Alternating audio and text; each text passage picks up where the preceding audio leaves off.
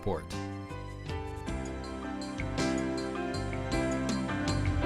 From APM, American Public Media. The Alhambra Theater presents Come From Away, a musical and true story about 7,000 airline passengers stranded after 9/11 who were welcomed by the small town of Gander, Newfoundland, August 28th through October 5th. Tickets available at alhambrajacks.com. The North Florida TPO is committed to shaping our transportation future. We're focused on planning, funding, clean fuels, and new technologies for a vibrant, connected community. Learn more at northfloridatpo.com. Baptist Health is a proud supporter of First Coast Connect. Baptist Health, committed to building a healthier community for all of us. More info at 202-4YOU or baptistjacks.com. This is WJCT News 89.9 Jacksonville. Up next, national and local news from NPR and the WJCT News team.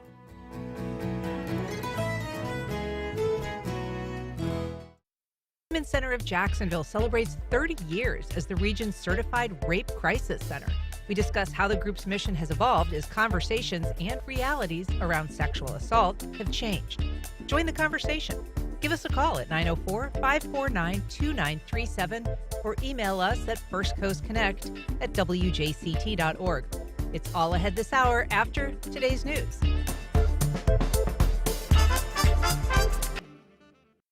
Live from NPR News in Washington, I'm Kristen Wright.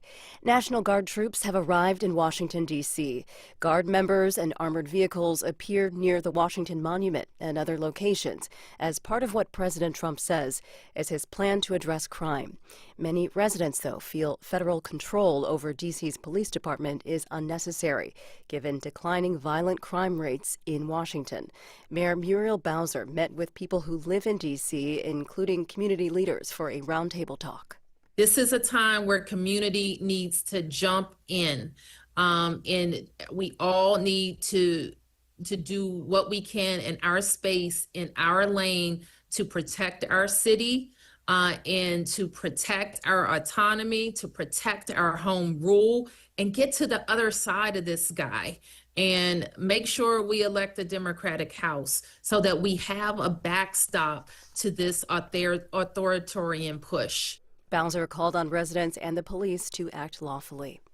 A court hearing in Miami is scheduled to resume today in a lawsuit that seeks to temporarily shut down an immigration detention center in the Florida Everglades. As NPR's Greg Allen reports, the Trump administration and state officials have been unable to clarify details about the facility, and that's left a federal judge frustrated. Several times during the 3 days of hearings, U.S. District Judge Kathleen Williams has asked, who's running the show at the detention center dubbed Alligator Alcatraz? It's a question that lawyers for Florida and the Trump administration have avoided answering directly. Environmental groups cite comments by Trump administration officials that it's an immigration and customs enforcement facility. Lawyers for Florida say it's a state detention center operating under ICE authority, but couldn't tell the judge who actually is in charge at the site. The plaintiffs say its rushed construction without public input or an environmental impact assessment violate federal law, and they're asking the judge to shut it down. Greg Allen, NPR News, Miami. The new head of the CDC addressed staff members to calm fears after last Friday's attack targeting the agency's main campus in Atlanta. A man opened fire before being confronted by police and eventually taking his own life. They say he fired nearly 500 rounds. A responding officer was killed. NPR's Ping Huang reports. Susan Menares had been the CDC director for less than 2 weeks when a gunman attacked its main campus in Atlanta. In an all-staff meeting, Menares contrasted the beginning of last week, she described it as being filled with hope, optimism, and gratitude, with how it ended, with the agency reeling from an attack on its community, campus, and mission. That's based on a transcript and recording of the meeting obtained by NPR. Menares acknowledged that staff would feel unsettled for some time to come. Even before the shooting, CDC employees had lost thousands of colleagues who were let go or left and faced deep cuts to their programs and budgets by the Trump administration. Ping Huang, NPR News. This is NPR News. Good morning. You're listening to WJCT News 89.9 in Jacksonville. I'm Stephen Ponson. It is now 9:04. If you're trying to make it work on time, you might be a little late if you take the Dames Point Bridge. There are heavy delays as you make your way north on the East Beltway. That's due to a disabled semi-truck on the bridge. We've got delays that start back around Atlantic Boulevard. A major project designed to restore the natural flow of water away from the Indian River Lagoon and into the St. Johns River is now complete. Molly Durig tells us more. For about 100 years, the M1 Canal was diverting stormwater runoff from parts of Melbourne and unincorporated Brevard County into the Indian River Lagoon, instead of into the St. Johns River Basin, where water would have naturally flowed. St. Johns River Water Management District Chair Rob Bradley says the result has been 100 years of sending untreated stormwater and thousands of pounds of nitrogen and phosphorus into the lagoon. That changes now. Those nutrients no longer will go there. The water is going to be cleaned and put into the St. Johns River where God intended that water to go. Once it's treated, officials say that water will translate to 7 million additional gallons of fresh water daily, helping ease the burden on Florida's dwindling aquifer supply. In Orlando, I'm Molly Durig.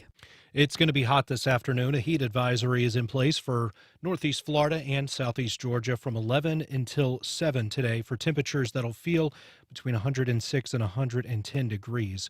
We do have the chance for some scattered showers to help cool things down this afternoon. Overnight, the showers will come to an end and we'll have lows in the mid to upper 70s. Support for NPR comes from NPR stations. Other contributors include Visit St. Pete, Clearwater, Florida, where white sand beaches meet the arts, from the Dali Museum to more than 500 public murals. More at visitspc.com. This is NPR. Support for First Coast Connect is provided in part by Baptist Health and North Florida TPO. Good morning. I'm Ann Schindler, and this is First Coast Connect. Today, between state DOJ claims and city council pressures, Jacksonville's property tax rate has become the subject of heated debate. We'll ask the city's property appraiser how her office is dealing with the attention, even as it begins mailing out tax notices later this week. Later in the program, the Women's Center of Jacksonville celebrates 30 years. We ask its leaders how the group's mission has evolved as the world has changed. But first, a job that generally doesn't generate much attention has been the center of much controversy in recent weeks. Here to talk about it is Duval County property appraiser Joyce Morgan. Welcome. And thank you. Good morning. It's very nice to have you here, Joyce. You have been probably getting a lot of unwanted scrutiny lately from the state, from the city council. What is at the root of this movement, this conversation that's been happening at both the state and the city level? There have been so many different things. Which one would you like to talk about first? Whatever you choose. I mean, politics is part of it, right? Well, I think so. But, my job is I am a constitutional officer. And so I have to do what's mandated by the state and what's mandated by the Department of Revenue. And so every day that we get up and come to the property appraiser's office, if we remember that, I think that that's the most important thing for us to remember is who we are and what we are mandated to do every day by the state of Florida. Are you having conversations like that with your staff? Is it difficult for them to maintain focus given all of this kind of heat and light? No, I think that they do a pretty good job every single day because even though there's a lot of attention that's focused on us now from the outside, we've also always had attention focused on us because we have to produce the tax roll for the city of Jacksonville for Duval County. That is our mandate every single day. So we're always under scrutiny. We're under scrutiny with the Department of Revenue. I mean, they're constantly auditing us. They're constantly looking at what we do. And so if we're doing something wrong, they would be the first to call us out. Tell us a little bit about the job of property appraiser. I mean, first of all, I think I'm curious how you decided personally to move in this direction. I mean, your background, as I knew you, was as most people in the community knew you for many, many years, was as an anchor at Channel 4. And then you moved into politics. You joined the city council representing Arlington. What prompted you to move into this field? Because it seems in some ways very far afield from what you used to do. I think I learned so much as a city council member. So 8 years on the city council, 3 of those years I was on the Value Adjustment Board. 2 of those years, I served as the chair of the Value Adjustment Board, which meant that I was dealing directly with the property appraiser's office. And we'll talk about that a little more about the Value Adjustment Board and exactly what they do. And so, definitely intrigued by um, what the property appraiser does. Also, intrigued by the fact that, as important of a job as this is and what the office does, the number of people that really are not in tune to exactly what we do. Yeah, I'm sure it is a learning experience, and I know that you've tried to do some community education on that. I mean, so let's talk about the job. The conversation that has been happening in the last couple weeks has had everything to do with, how much tax is the city collecting? Is the city collecting more tax? And I want to get to that, but your job is fundamentally not about setting the tax rate. Your job is determining how much The based on that rate. taxable value is. Right. Okay. So explain what that is. So let's look at the whole list of things that we do.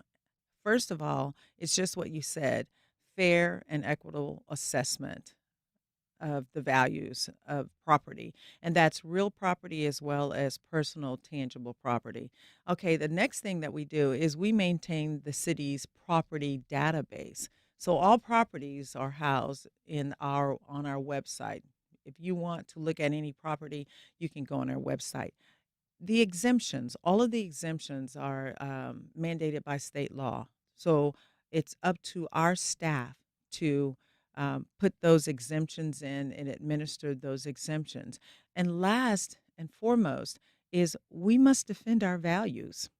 So whatever values we are putting out there to the public, we must defend them not only to the public, but as I said, to the Department of Revenue. Yeah. So we're defending those every day. Everything that we do, we have to be very mindful of what we're doing because somebody is looking over our shoulders.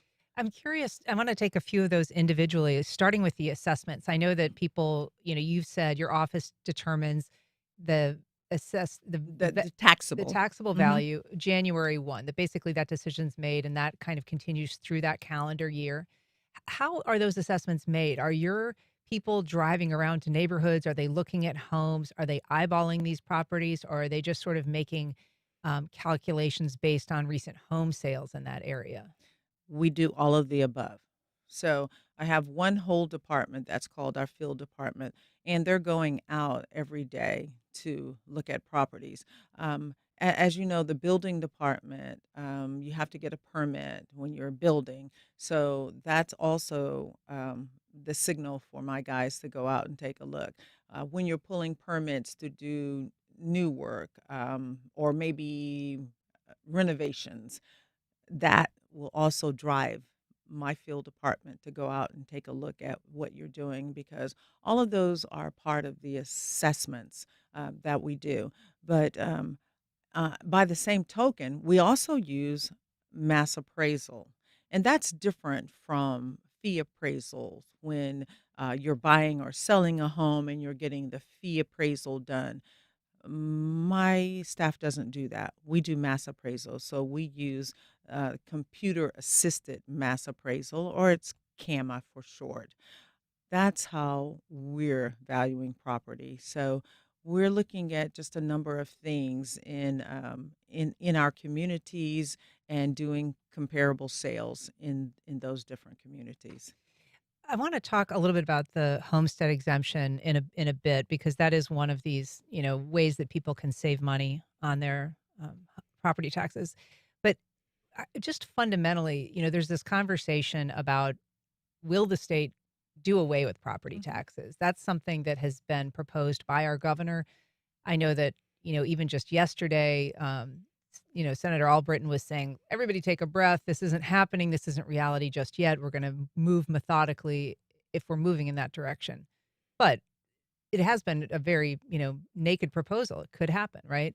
Do you think, first of all, that the city is currently over-reliant on property taxes? It makes up $1.2 billion of the $2 billion operating budget for the city of Jacksonville. And it would appear that Jacksonville is especially vulnerable to this change if it were to happen. I think you're absolutely right. But one of the things that I have to be careful of as the property appraiser in my role is not to get into policy. So to stay away from policy, it's really not my decision anymore. Now, when I was on city council, absolutely. That was part of what I did, part of making those policy decisions, part of setting the millage rate. I do none of that now. I am totally dependent upon what the state says and what the state mandates. As far as totally eliminating property taxes, that is a mouthful.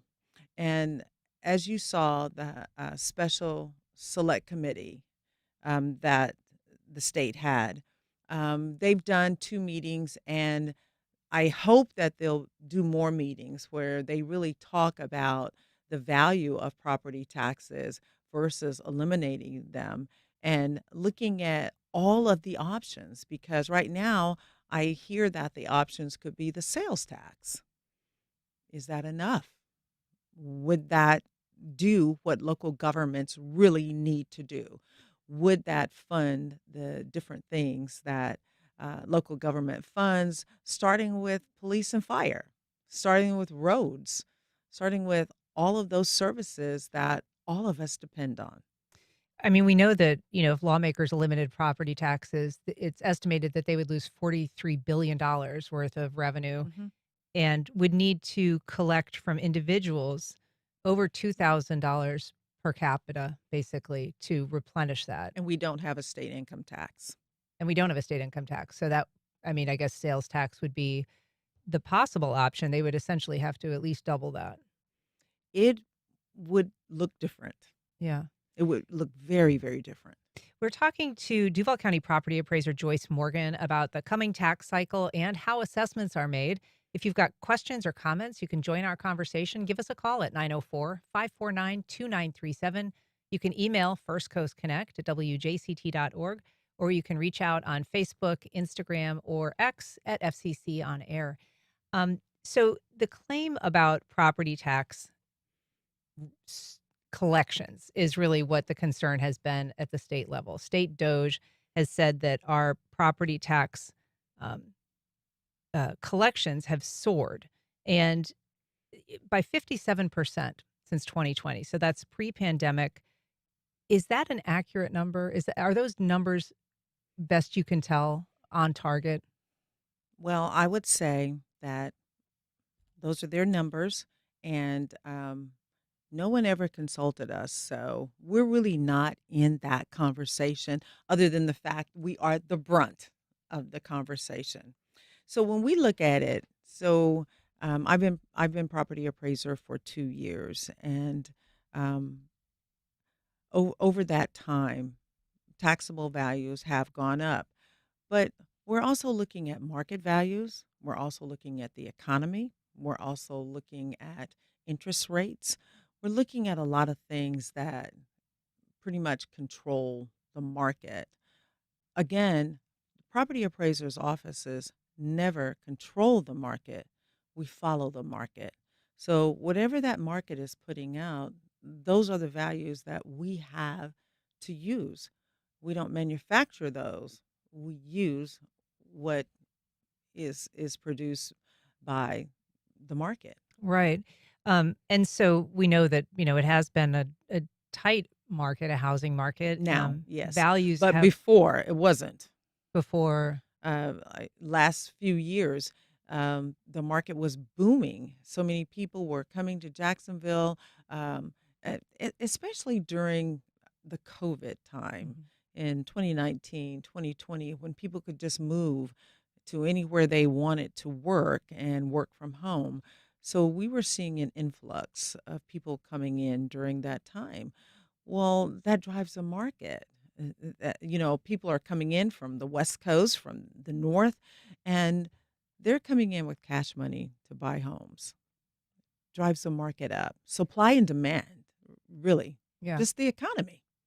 We've got a call from Brad at the Beaches. Good morning, Brad. You're on with the property appraiser. Yeah, I'm so glad she just mentioned the market, because kind of what's happening here at the beach, I could give you an example of a family friend, Aunt Sandy. Her mother purchased their home in the late 50s. The home was paid off in the 80s. Sandy moved in with her mom as she was aging, and her mom had homestead that whole time. When her mom passed away, that homestead exemption dropped, and suddenly a property that needs a new roof, suddenly a property that doesn't have an AC, has had no improvement in 50 years, quadruples in value. So I think a lot of times when families, or we talk about getting rid of the property tax, it's the idea that some people are losing their homes, and the idea that you could buy property and pass it on to your kids is something we all kind of held to be true. And in the taxing rate of Duval County, again, when you mention the market, because you could tear down Aunt Sandy's house and build a duplex on it, it's worth a lot to a builder. But not many people would pay that much money to live in that actual house. And so I feel like when you talk about the market has really affected a lot of Floridians, and that's why they're clamoring for property tax, some sort of property tax break. When you address the market, how do you say that because a builder could buy it and would pay much more because he can make a profit, that somehow Aunt Sandy needs to pay that because her mom passed away?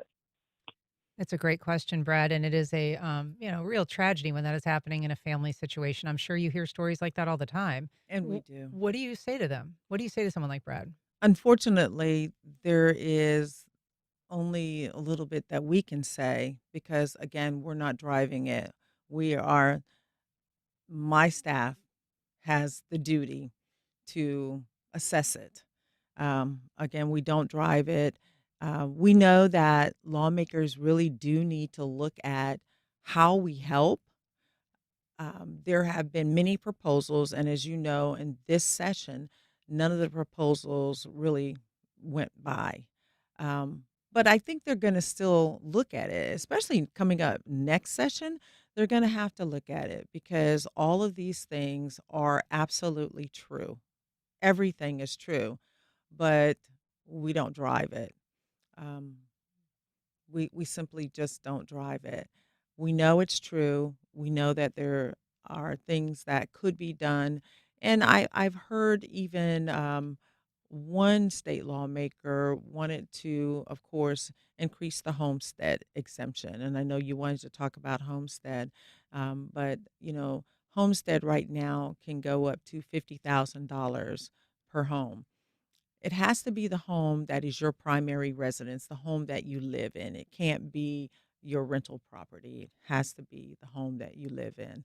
So initiatives like that would possibly help us. I mean, it seems like, homestead exemptions and then the Save Our Homes cap, which is on homesteaded properties, are sort of a double-edged sword. I mean, if you're living in a house and you say, well, it's homesteaded and I can take $50,000 off of the taxable value, that's great. Your cap is 3% annually, which means it's not soaring year after year. But then you have the situation that Brad describes, which is as soon as that property changes hands, whoever gets it, even if it's a family member, gets hit with the full assessed value. And it can be, daunting. Yeah, non-homestead, it can go up to 10%. Okay, so that's the annual limit, 10%, but it can go up 10% year after year. Yes. After that, Yes, if it it's can. not homesteaded. Okay. And so you would send people like Brad to lawmakers? I mean, you say it's not something that you can control. No. That's up to them to change? It is. It is absolutely. Right now, for people who are about to receive their trim notices, you can tell us what that stands for, but people are going to start receiving a notice of how much they're going to owe. Those could hit the mailboxes as soon as Friday, I guess. Yes, Saturday, I think. Okay. And so what happens once that happens? You've got in front of you a very sort of daunting looking document with a lot of numbers and a lot of lines on it. Yes, and this is the trim notice that I am looking at, and this is what's going out on the 16th. And so when people receive this, we really want them to not throw it away. We want them to take a look at it. I know that sometimes when mail comes, we get so much mail, and a lot of people consider much of the mail that they get junk mail. but this is not junk mail. It is, it says on it, do not pay. This is not a bill. And I think that maybe that's what draws people attention. When they see it's not a bill, they simply put it away. But this is the 2025 Notice of Proposed Property Taxes, and that's going to be your tax liability. So you do want to kind of look at it. You want to look at the taxable values. You want to look at the millage rate, because right now the city council is dealing with the millage rate, and as you know, they have decided to roll it back. But that will not take effect until October 1st. It also means that when you look on the back of this notice, there is a total list of all of the taxing authorities that are sending us information on millage rates. You will notice that there's a hearing date for each one of those taxing authorities. Now, Duval County's taxing authority, which is our city council, that's going to happen on Tuesday, September the 9th. And I think it's important that if you're saying, I don't like this, that is your first stop. That's really your first stop. The next stop would be to call us. Now, we can't change your millage rate. That's city council. But what we can do is if you see something that really bothers you, if an exemption is wrong or something like that, then you definitely call us and let us know, and then we can take a look at that. If you think you were owed an exemption that you did not get, let us know. The next thing you can do is if you're saying that this is just all wrong, petitions can be filed by September 9th. That's 25 days after this proposed tax notice goes out. At that time, then you can go before the Value Adjustment Board. And that's what I was talking to you about earlier, being on the Value Adjustment Board. Value Adjustment Board does take a look, and they will listen to taxpayers talk about why they feel that this could be wrong, and they make the final determination. Once that determination is made, then that's pretty much it. If you feel that that's not enough, then you would have to do a lawsuit. Is there any role that the Value Adjustment Board can play in a situation like we just heard our caller describe, property being passed to a family member and that homestead exemption going away? Is there any option that they have at that point? I don't think so, and the reason being is because all of this is mandated by state statute. So it's not something, Save Our Homes is state statute. So that's not something that the Value Adjustment Board can overturn. Gotcha. We've got a call from Kevin in Jacksonville. Good morning, Kevin. Go ahead. Good morning, neighbors. Thanks for taking the call. Appreciate the conversation. Sure. This may be a minority opinion, but I would be willing to accept property tax increases if the citizens of Jacksonville were able to just realize basic city services being provided. But if we look around and look at the lack of litter cleanup, blight control, street sweeping, police efficiency, JEA efficiency, I think that's probably why there's so much angst around this property tax conversation. But heck, if we could just get some basic city services around here, please increase my taxes. But we need to see that money actually being spent wisely. Kevin, thanks for your input. Is that a perspective you hear very often, Joyce? Sometimes I hear that, but again, I probably heard it when I was more on the legislative side than I hear on this side. Mm-hmm. On this side, I just hear, make it lower. We've got this email from Scott. I'm not sure that this actually is something that you oversee or would even appear on this tax bill, but he's saying, how much will the garbage collection fee be on people's property tax bill? That's something that the city council approved. Yes. Are fees something that appear on this document? No. Okay. And so that's not something that you oversee or No. know will be calculated. But we do know I believe the estimate that council was putting forth was, it's going to be a few $100s, $200 or $300 for people per household in that range. Mm-hmm. And that will be a significant increase. So I want to ask you about, you don't control the millage rate. The millage rate is set by the city council, and so they may or may not change the actual tax rate. But even if the tax rate remains the same, because of the increase in property values, people experience a sort of sticker shock. And so their rate may not be going up, but if your home was worth, you know, $275,000 before the pandemic, and it's increased because of all of the changes you mentioned, you know, to something over 300 or close to $400,000, those people will see a tax increase of, you know, about 40% in that time. So when they're paying taxes, they are paying more taxes, and that's a reality. It is a reality, but the other thing that I want our listeners and our viewers to understand is that um, I have 113 employees. Many of us are homeowners as well. We experience the exact same thing that everybody else does. So we're not in a bubble. We're not in a shell. We pay the exact same taxes that everybody else does too. And so I think that a lot of times people seem to think that we're the bad guys. We're really not the bad guys. We're really not. Um, we're doing our job. We're absolutely doing our job. We're doing it to the best of our ability every single day. And we're not here to, quote, make revenue for the city. That's not our job.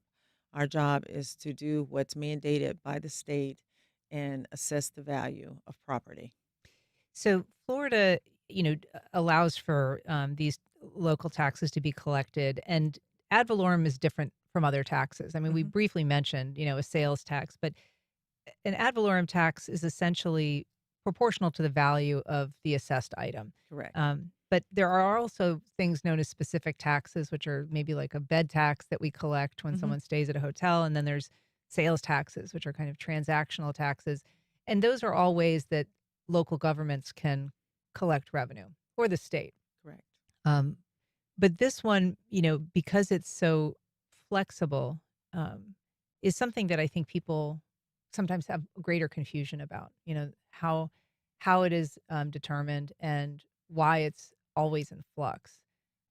Do you feel like you're able to do some community outreach to help people better understand just, you know, the calculus behind assessing value Yes. or giving them options? Absolutely. And for my 2 years, I have really been out in the community as much as possible. And I think that's why, because it seemed that when I came into office, it was right around the time when a lot of people were really, really talking a lot about property taxes and the assessment and the values and things like that. So I made it a priority in my office to really do a lot of community outreach. We spend a lot of time in the community. I try to spend as much time as I can with realtors because um, just think they're the ones buying and selling every single day.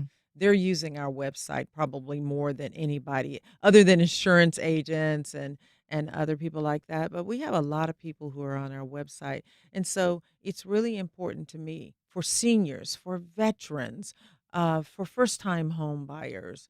It the list goes on and on and on for whom we're trying to reach because it's so important. I was at my CPAC meeting not too long ago, and I talked to them about it. And I said, you know, anytime you guys want us to come out, let us know. So we're going to be going out to as many of the CPACs as we can get to just to talk to them, just to let them know what's going on and bring them up to date on what they need to know because we have important dates. Just like any other business, there are certain dates that are mandated that we have to hit Right. every single year. And the important dates that you mentioned, you know, in part are 25 days if when people receive this notice that they can make an appeal to the Value Adjustment Board. And January 1st. Remember, January 1st is the date that is used to pretty much set the values. So that's an important date. If you're in your home on January 1st, that's important to us. If you're not in your home, That's also important to us, but it's all deemed by January 1st. And again, if people are interested in attending the hearings on whether or not their taxes will go up or stay the same, or I guess potentially go down, which is being discussed, all of those hearing dates are listed on that notice as well. I just briefly want to touch on, the Value Adjustment Board is the body that you used to serve on that hears these appeals.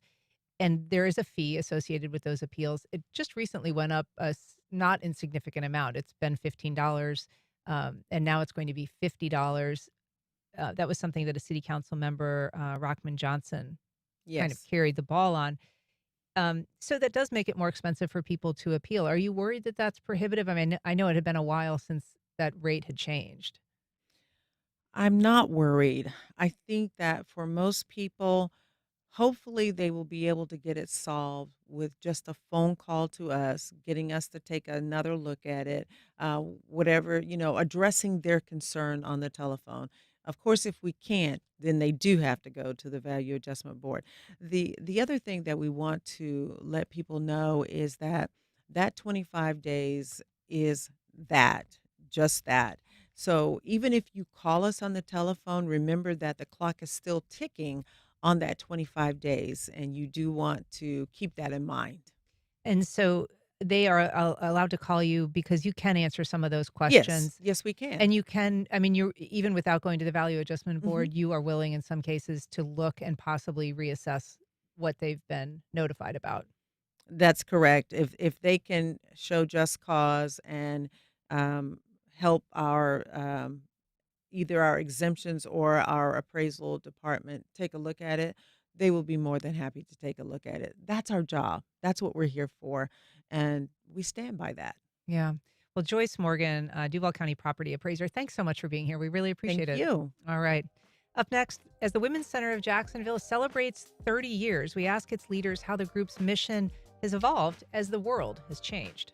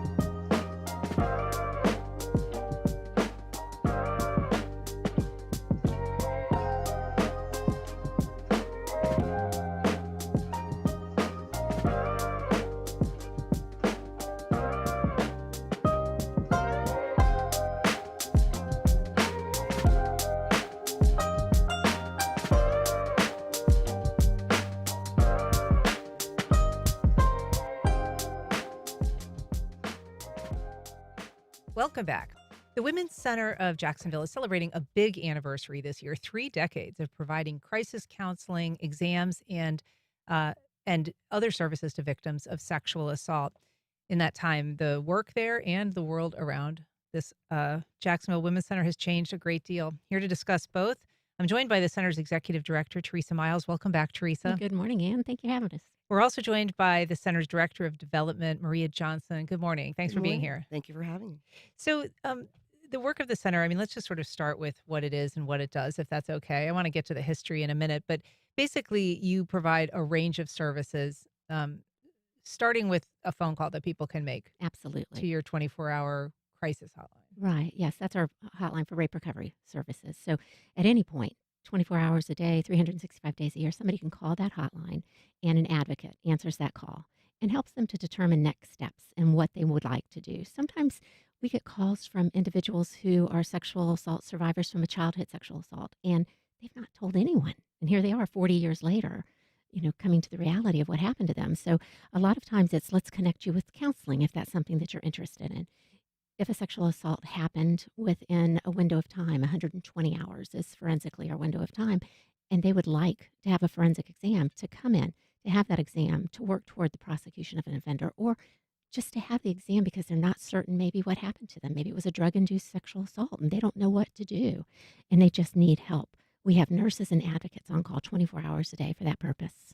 And that number, as that hotline hasn't changed, right? It's the 904 721 7273. That is correct. 7273. So in addition to, that hotline, you also help, as you say, connect people to services that might, help them in their recovery. What do those include? Well, interestingly, it's not just the recovery of the sexual assault, but it's also what we do to prevent sexual assault. It's what our staff do in community to support women in general.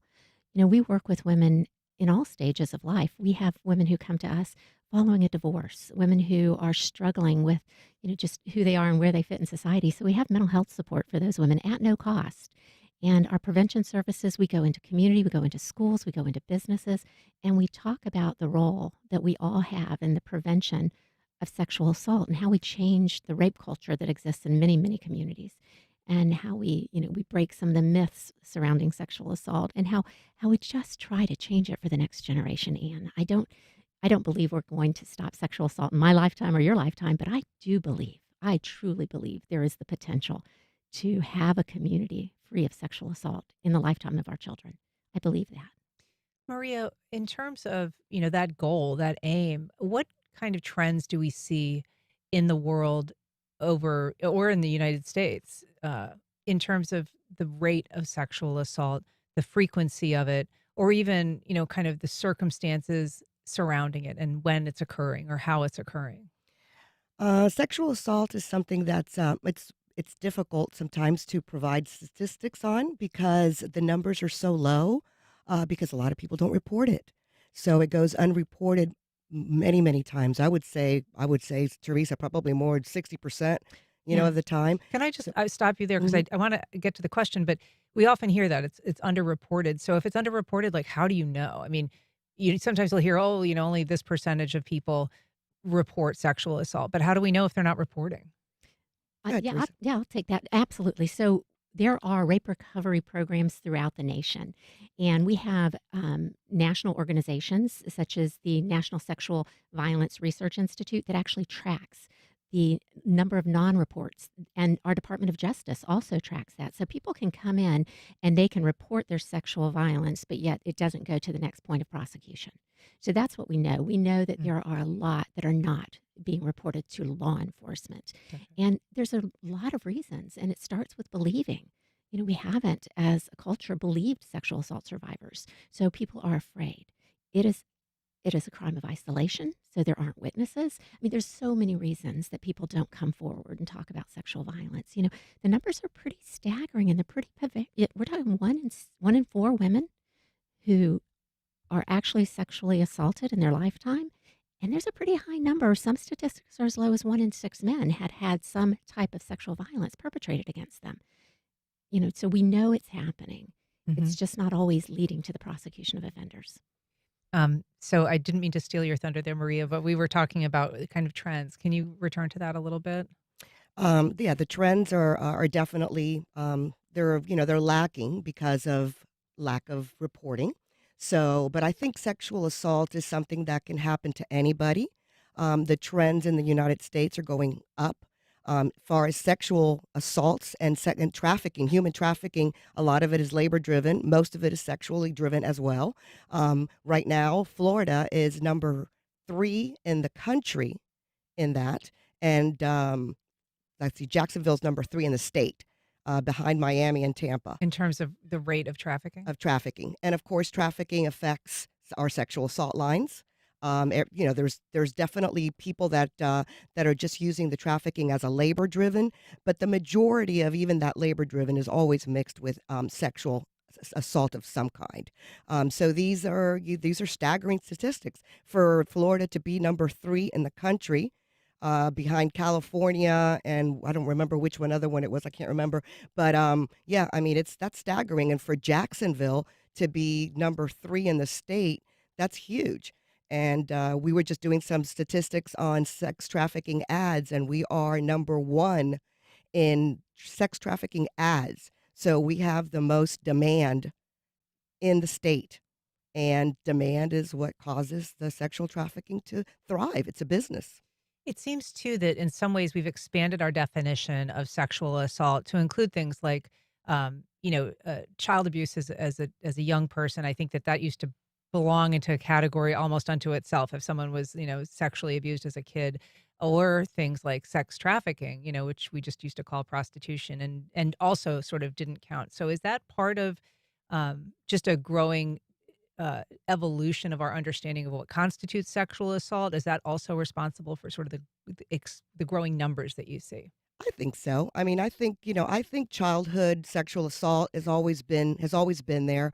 I mean, I think there's a huge number of people that don't want to talk about it. Again, the disbelief, the not believing, going through the trauma of the family members. So that's one aspect of it. I think, a lot of sexual assault happens with people that we know. So, in fact, the majority of it is somebody that you know, somebody who's in your family, somebody who's you're having an affair with, somebody that you're dating. It doesn't have to be just somebody you met at a bar, right, and just had a one-time thing. So there's a lot of different factors when it comes to sexual assault. And I think the trafficking part just hasn't been talked about. And so I think now we're trying to create awareness. I mean, Teresa's on a committee with the city that's focusing on human trafficking, and so bringing it to the forefront. And so I think, yes, there's just so many ways that the trends have changed and making us more aware of what sexual assault really is and where it comes from. Do you believe, Teresa, that it has gotten easier for people to discuss sexual assault? Has it gotten more acceptable to acknowledge that it's happened? Has it gotten less shameful for people to talk about? Absolutely. The Me Too movement made a huge, huge difference in how people talk about it. And, even within our culture, we really recognize sexual violence. It's not just rape. It's not just what we think about the standard. It's sexual violence of all kind, groping individuals and harming individuals. And, it's pervasive in society, but it's also becoming a matter of conversation. And I do see a generation that is not tolerating it, whereas maybe generations before did, because they didn't know how to address it. I mean, it's interesting. I think back to, even, movies of my youth, and there was a time when rape was just almost like a punchline. It wasn't considered anything to take very seriously. It was, treated comedically. Absolutely. And those are the things that have really permeated into becoming a rape culture. When you think about it, the dirty jokes in the locker rooms and all of those things, they add up to dehumanizing people, right? So when you dehumanize someone, then you don't see them in that capacity. You don't see them as somebody's sister, mother, daughter, brother. You look at them as a commodity or something that's worth very little value, so you can joke about them. So yeah, I think we do see a turn in our culture right now where young people are not tolerating that behavior as much, and I think that's promising. I'm interested in just some statistics about what the center sees in terms of, how many calls do you receive to the hotline each year? How many forensic exams are you doing each year? Just to kind of help us gauge. And we should say you serve Duval, Nassau, and Baker counties. Yeah, over 5,000 calls to our hotline annually is what we're seeing. And those are survivors. Those are co-survivors also. Those are family members who really don't know what to do and how to help. Law enforcement. So we get a lot of calls to our hotline looking for services and resources. And then as far as our forensic exams, we are doing about 300 annually. And again, that's just within that 120-hour window of time in which we can actually get forensic evidence that could be used toward the prosecution of offender. And are there other facilities that do those forensic exams, or do the people coming to you represent the universe of people that are seeking forensic exams? Here for Duval, Nassau, and Baker County. So we are the only certified rape recovery program for Duval, Nassau, and Baker counties. We also respond to hospitals. So we have a freestanding sexual assault center, our sexual assault forensic exam center. And so if somebody doesn't have an urgent or emergent medical need, we would much prefer them to come to our forensic exam center. It's just, for their sake, it's a much better environment than maybe a sheet between you and somebody who's been in a motorcycle accident in an emergency room, right? So our goal is to get them to our safe center if at all possible. And it's worth noting, I mean, going through a forensic exam after a sexual assault is not an easy process. I mean, aside from the trauma that someone has experienced in just the minutes or hours before. It is also very long in some cases. Absolutely. It could take 3 to 4 hours, and it really depends on the survivor themselves because we let them really set the tone for how that happens. If they want to slow down, if they want to just get this over because they got to get their child on a bus to get them to school the next morning, whatever their situation is, we work with them. Our goal is the moment they walk in the door to allow them to regain some control and empower them to make those decisions. And just worth noting that if they come for an exam like that, it does not necessarily mean that they're going to have to file a police report. Absolutely. We call those non-reports. You can come in and it is your decision the moment you walk in our door. All right. Well, we are talking to Teresa Miles and Maria Johnson of the Women's Center about their 30th anniversary. We'll be taking a short break. We'll be back in just 2 minutes.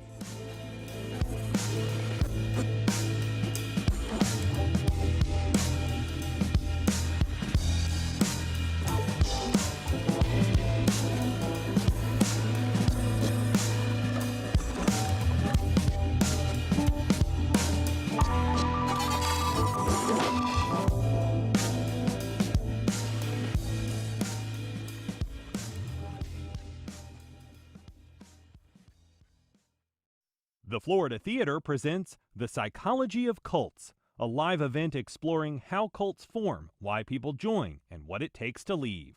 Wednesday, October 8th at 8 p.m. Information at floridatheater.com. Congaree & Pen, dedicated to agriculture and culinary endeavors, offering field-to-fork dining and outdoor experiences on over 300 acres. Sip, dine, explore. Information at congareeandpen.com. Congressional Republicans have cut all federal funding for public media. The Corporation for Public Broadcasting is shutting down, especially in rural places. How could that change what news is reported and who has access to it? There was a wildfire that broke out in an area that had no cell phone signal. We're the first call to get the word out. What happens if we go off air? That's on the next On Point. Today at 11, here on WJCT News 89.9. On the next Fresh Air, Charlie Crockett brings his guitar and we hear a mix of his country music, rhythm and blues, cowboy songs, and outlaw ballads. He got his start performing on the streets of New Orleans and in the New York City subway, and has since played the Ryman and the Hollywood Bowl, won an Americana Music Award, and been nominated for a Grammy. Join us. Today at noon on WJCT News 89.9.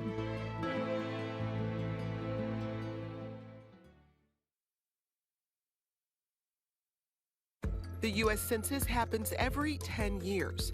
It's a massive undertaking to count everyone living in the country, and it informs funding and policy decisions. President Trump wants to make a big change to the 2030 count by excluding non-citizens. What a new census could mean for you next time on 1A. Today starting at 10 on WJCT News 89.9.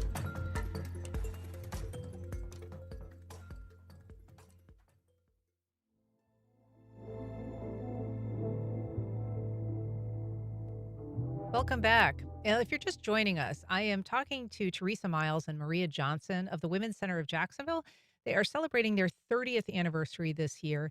And I'd like to talk to you a little bit about that history. Neither of you were here when it got underway. It's been a long time. But you have been here quite a while, Teresa, and you've worked as an advocate for 30 years. So can you talk a little bit about the origins of the Women's Center, how it got started? So my predecessor, Shirley Webb, and a group of very sacrificial and motivated women and some men came together because there was really a lack of any type of centralized repository of information for women. So, whether you're looking for child care, whether or not you were alone and frightened, you're pregnant, whatever your situation was, there was no real place to go to find those resources. So they started literally as a volunteer group with a plug-in phone in a wall on the second floor of a building in Riverside, which is now the Jasmine campus. Oh. And that's where they started, very small, all volunteers, and just started answering calls. And from there, they started to see the gaps, what resources were needed. Every call they took, they learned what wasn't out there. So they started really building this incredible repository of information. And we still do that to this day. We are still an information and resource program for women in need and women in, looking for resources. So from there, as they recognized gaps in community, they began building and creating programs to fill those gaps. They had educational programs. They would do programs that were really focused on art and women because there was nothing here in Jacksonville at the time to focus on female emerging artists. So there were so many things that were happening. And now, here we are 30 years later with an incredibly amazing Cork district and all kinds of opportunities for women. But there are still real specific needs. And that's our goal as an organization and has been for 30 years is to fill gaps in services, to be really good partners and not compete for resources, but to make sure that what we're providing is what our community needs. So in celebration of this big anniversary, you guys are having a very prominent keynote speaker come to town. Tell us a little bit about what the event involves and who's invited. Yeah, the community at large. Go ahead, Maria. Women, Words, and Wisdom is an annual event that we do. However, this year it's our anniversary event, so 30 years of hope and healing is what we are saying that to people that we are asking for support of. The lady who's coming, our speaker, is Amanda Nguyen, and she is a powerhouse of a woman. She gave up her dream of becoming an astronaut after being raped at Harvard in 2013. Her experience dealing with the DNA collection and the process of the forensic exam caused her to shift her gears from that to just being an activist. And she crafted the Sexual Assault Bill of Rights, which passed in Congress and signed into law in 2016. So she really has become a globally known name for changing legislation, activism, and sexual assault survivor healing, and talking about how to survive those type of traumas. She also earned a Nobel Peace Prize nomination in 2013. She was the Times Women of the Year in 2022. And on April 14 of this year, she was the first Asian American woman to fly to space. So she made her dream come true, which she gave up. I mean, she was studying to be an astronaut when she was raped at Harvard and gave it up. And now this year she was able to go up with 6 women who all went up with her. Katy Perry was one of them. I'm sure, we've heard about, everybody's seen that. This is the Blue Origin. The Blue Origin, spaceship, right. Yeah. So she had a message to tell survivors when she came back off that mission, and it was, you can heal, no dream is too wild. So this is going to be a wonderful event. Melanie Lawson from Channel 4 is actually our moderator, and it's going to be a very casual and intimate conversation, fireside chat style, where we're going to involve the audience. They're going to be able to ask questions. So it's not just standing on a podium talking. I mean, it's going to be a conversational event. And I think it's going to be really, really exciting for people to be able to ask her the things that they want to know about her. So she has a huge following, and we hope that people come out and see her. It's a once-in-a-lifetime experience to see her. It's kind of crazy to think that the Sexual Assault Survivors Bill of Rights that she, helped passed unanimously in 2016. I mean, remember those days? It seems like an impossibility almost. Yeah, but so we should say this event is being held at the Florida Blue Conference Center on August 26th. And you talked about the keynote, but if people are tickets still available, and when does that window close? Yes, the tickets are still available. The best way to do it is to go on our website.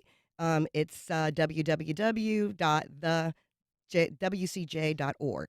So WCJ.org, like Women's Center of Jacksonville.org. Right. And then that way you can just go right on our website, on our front page. There's a link right there to the event, and you can get your tickets there. We're still accepting sponsorships up to the end of this week. And tickets will be on sale probably till about, I would say, maybe the 18th or 19th when we'll have to close it off. All right. Well, Maria Johnson, Teresa Miles, congrats on 30 years. Thanks so much for being here today. Appreciate it. Thank you for having us. All right. Thank you for listening. If you have questions or comments for First Coast Connect, you can send either to First Coast Connect at WJCT.org. And if you missed anything, you can catch our rebroadcast at 8 o'clock tonight, or you can find our entire archive at WJCT.org or on your favorite podcast platform. Join us tomorrow when we discuss the demands and rewards of being a caregiver. I'm Ann Schindler. You've been listening to First Coast Connect on WJCT News 89.9. Connect is provided by Baptist Health and the North Florida TPO. Baptist Health is a proud supporter of First Coast Connect. Baptist Health, committed to building a healthier community for all of us. More info at 202-4YOU or baptistjacks.com. The North Florida TPO is dedicated to transportation planning, funding, clean fuels, and new technologies for a vibrant, resilient, and connected region. More information available at northfloridatpo.com. Florida Eye Specialists and WJCT present Advancements in Laser Correction Surgery with Dr. Akbar Hassan, a cornea, LASIK, and cataract specialist, at a free lunch and learn on Wednesday, August 27th. Registration at wjct.org/events. This is WJCT News.